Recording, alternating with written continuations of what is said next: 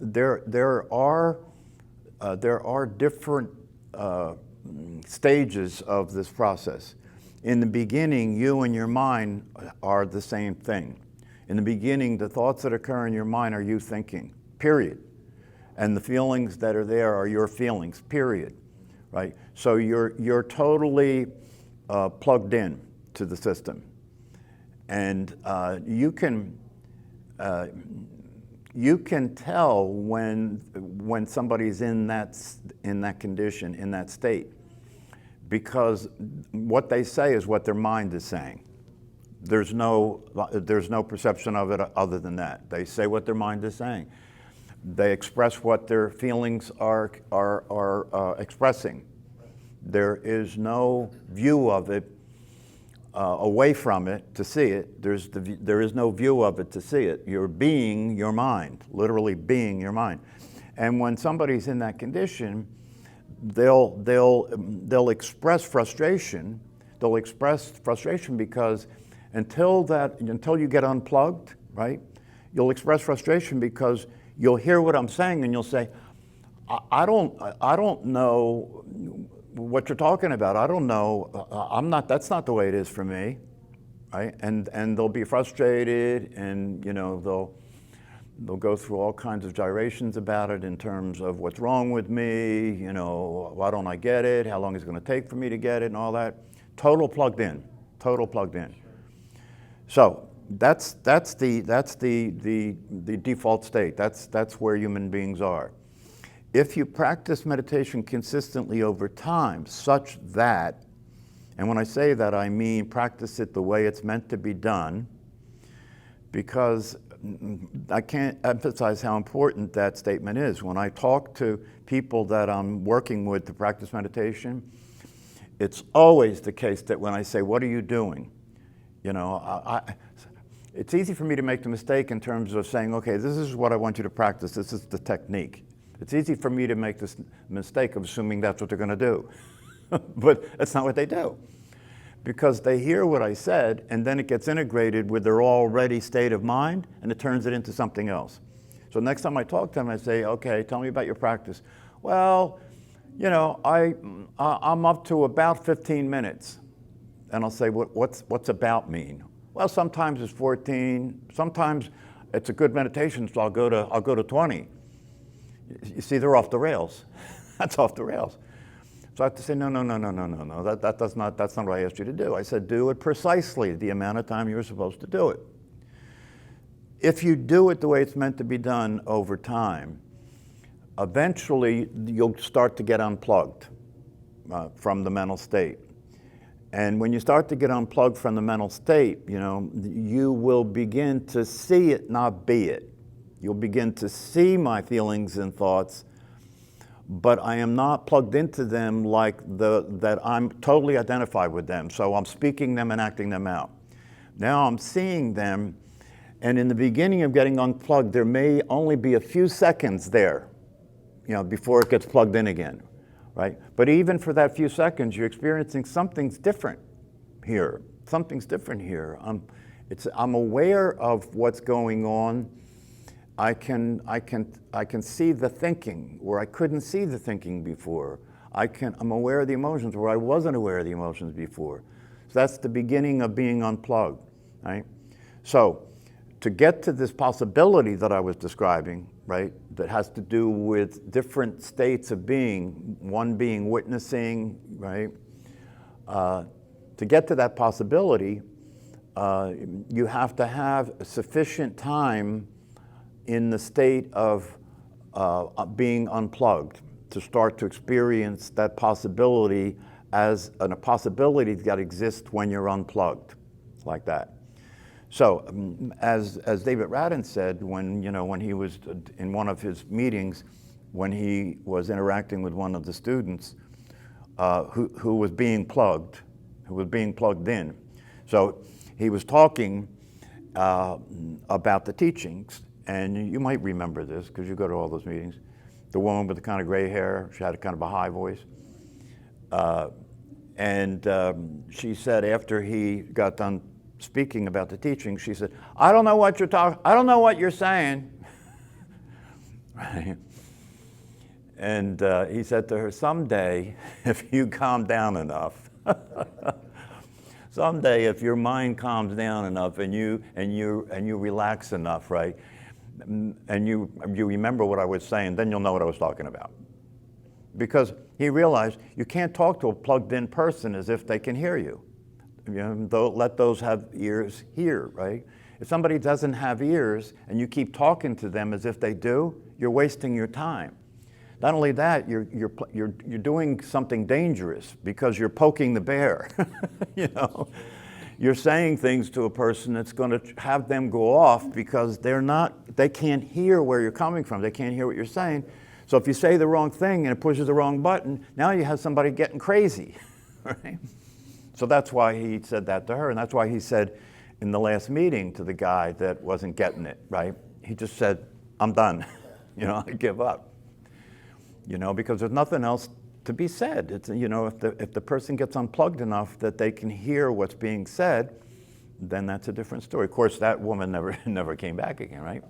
Because what happens is, this is the dilemma you're in if you're teaching, right? If you're honest with the person, they may have a negative reaction and never come back.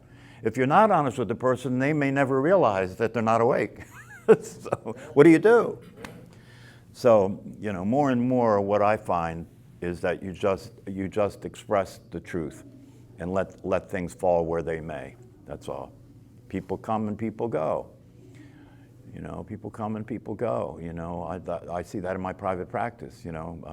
If I allow whether somebody stays in therapy, if I allow whether somebody is comfortable, or if I allow whether somebody seems to be getting the therapeutic work, understanding the therapeutic process, if I allow that to mean anything to me, it'll be a mistake, because then I'm going into that person's world to teach instead of having them come into my world to teach. You can't do that. It's like trying to train a wild horse, right? You can't get into the corral with the horse and let the horse determine what's going to happen. If you do that, you can't train the horse, right? You've got to stand in the middle of the corral, have the horse on a leash, and let him just be wild until he's tired.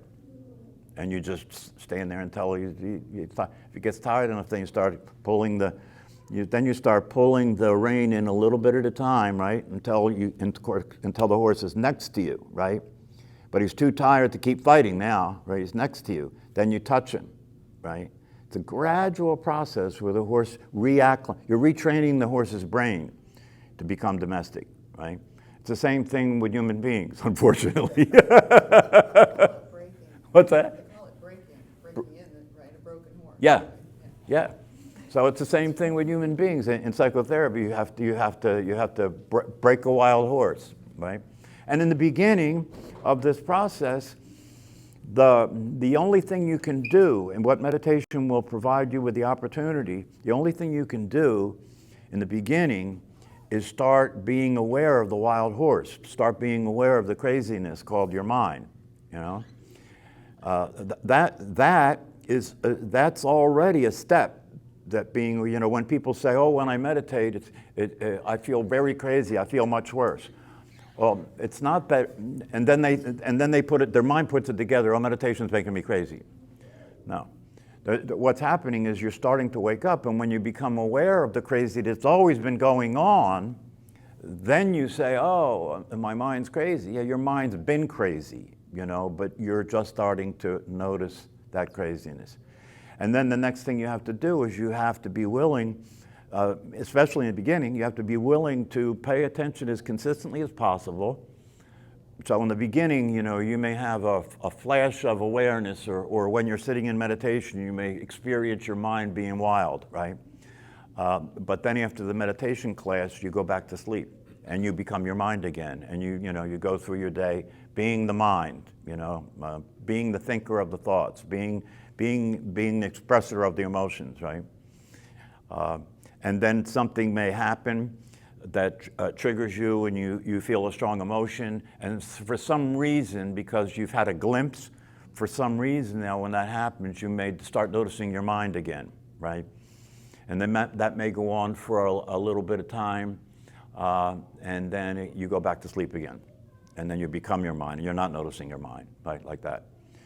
So this is a gradual process, and this is why I say here that the commitment and the conviction, right, and the persistence are the most important quality of the whole process. Because if you stay with it, no matter what, you can't fail.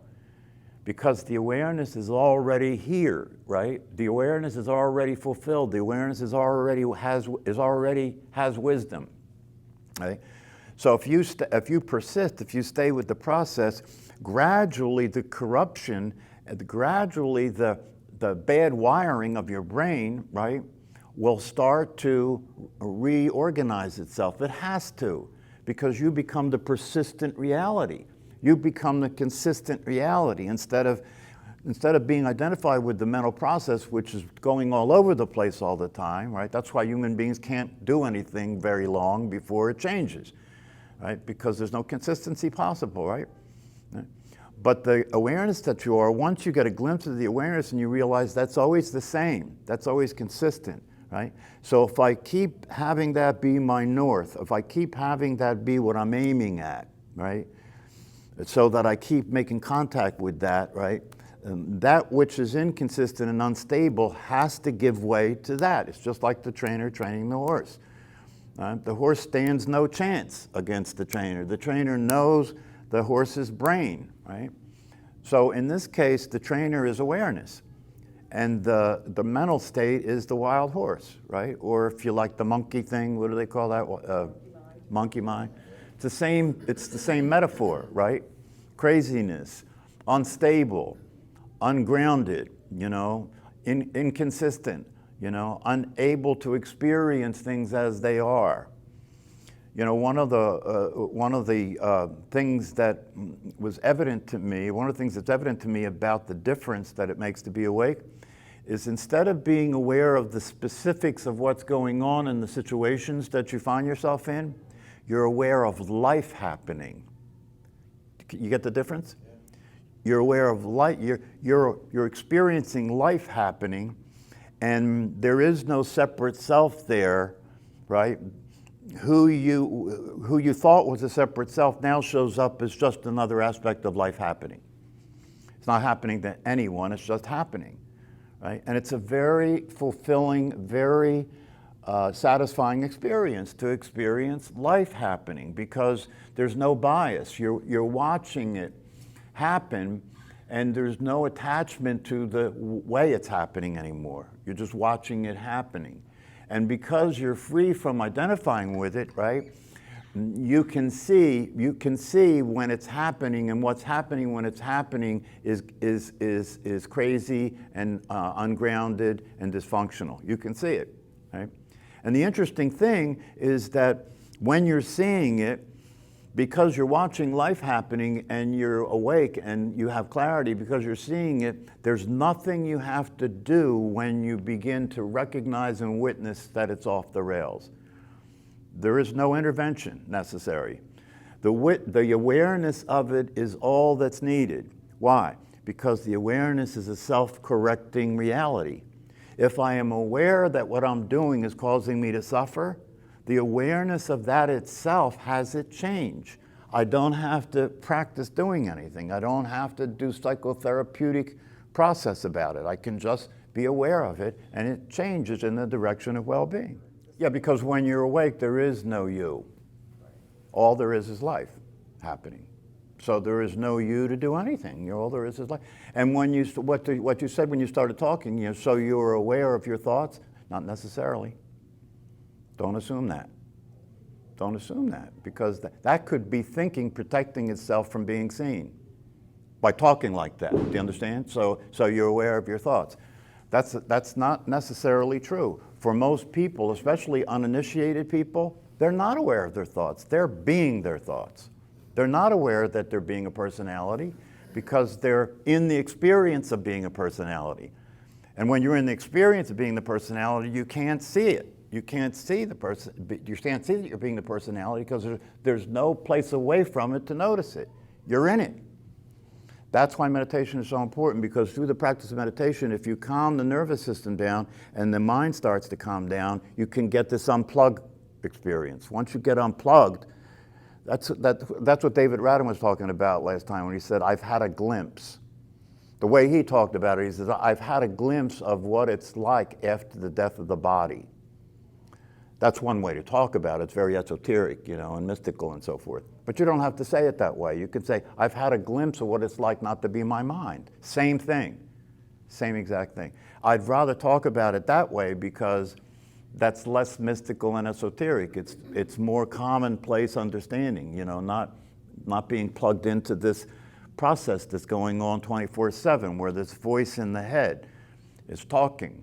Yeah, but you see what you don't see, and this is very helpful, so I appreciate that you're sharing it, right? What you don't see is you're being the personality talking about not being the personality. Where's that going to go? Where's that going to go? I'm not going anywhere. That's right. It can't go anywhere. In reverse. Okay? Because the first thing that has to happen is you've got to get a glimpse of being unplugged from that. Or if you get a glimpse of being unplugged from that, then you have the possibility of not being the personality and seeing the personality exists. But if you're being the personality, trying not to be the personality, that's not going anywhere. That's just talking to yourself.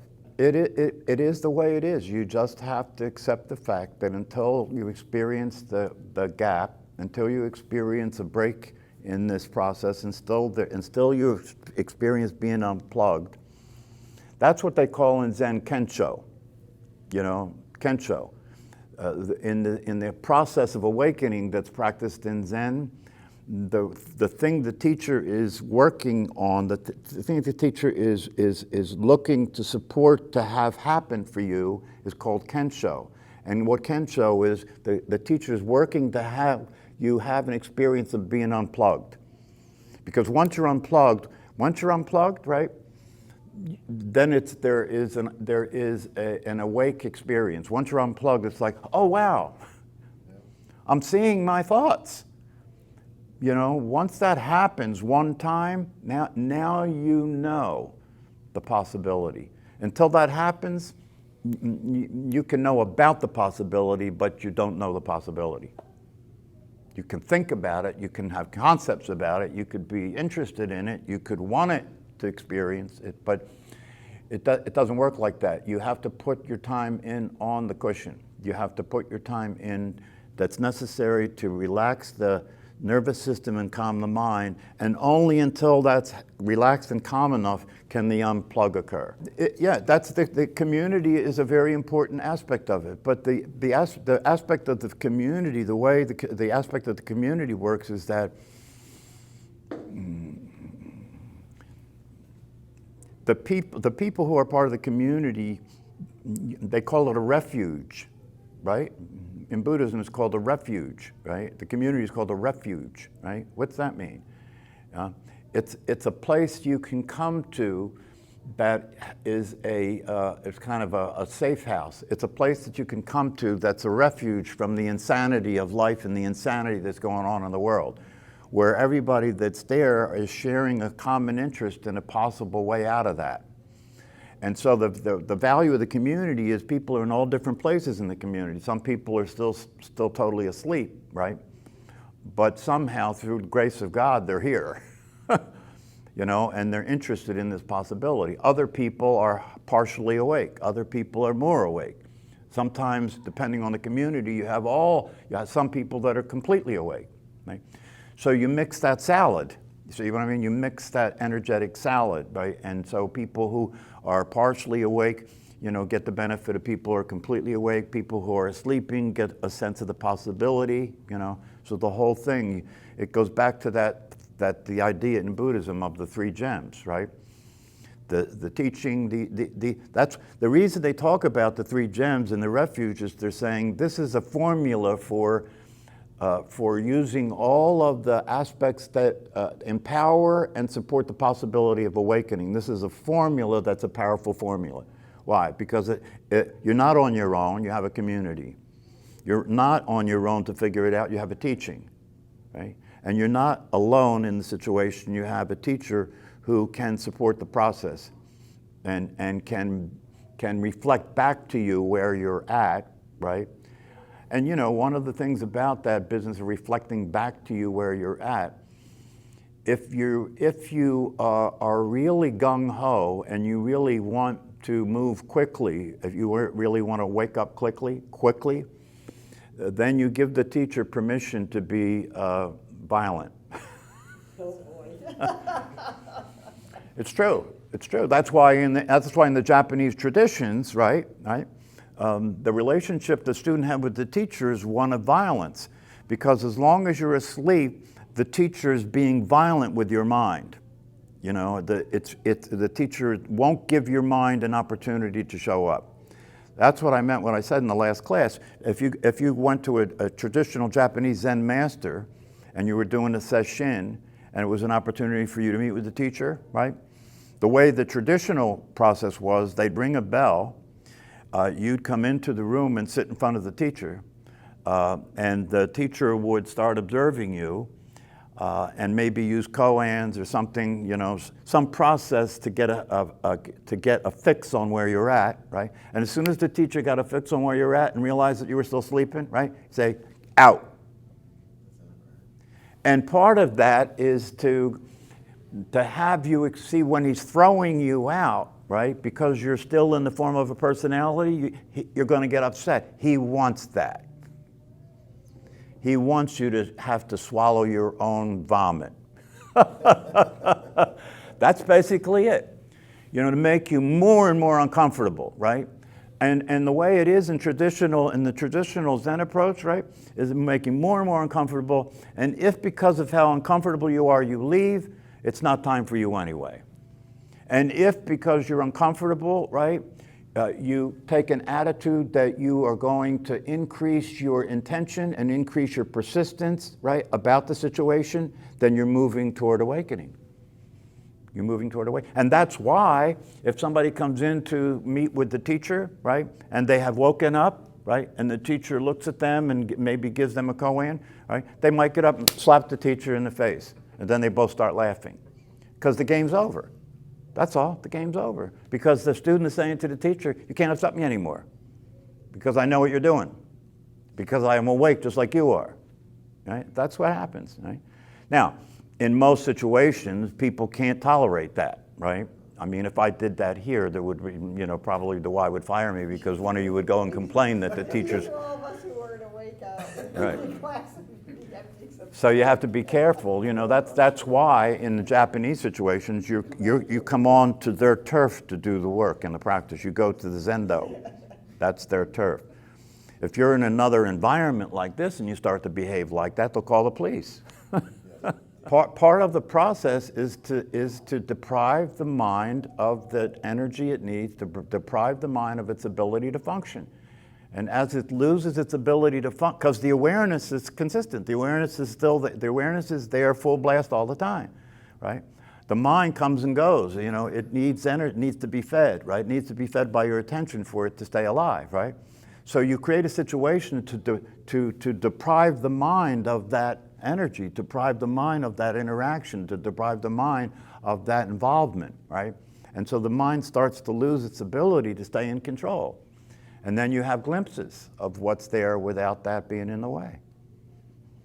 So that's, you know, that's what you want to aim at, you know, and it really isn't a matter so much as whether you subject yourself to that kind of intensity, right? As it is that you understand what this is and you impose that kind of intensity on yourself. And for the normal everyday person, that could just mean meditating every single day without fail. For the normal average person, that's already very difficult to do. But if you're successful in taming the horse at least that much, if you're successful in taming the mind at least enough that you're practicing meditation every single day, right? Eventually the lights are going to go on. The lights are going to, because the lights are already on, you're just not, you know, able to see them because of all the mental activity and the emotional activity that's clouding it, obscuring it. Okay.